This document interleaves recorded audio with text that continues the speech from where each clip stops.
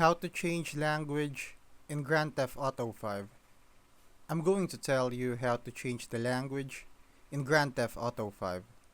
First, launch the game and wait for the menu to load.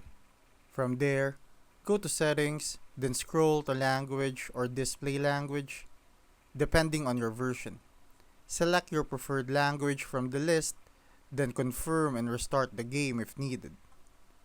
If you don't see the language option, exit the game and change it from the launcher or game platform.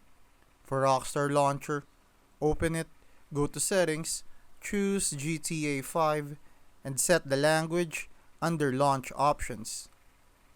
On Steam, right-click GTA 5, go to Properties, then Language, and pick from the drop-down.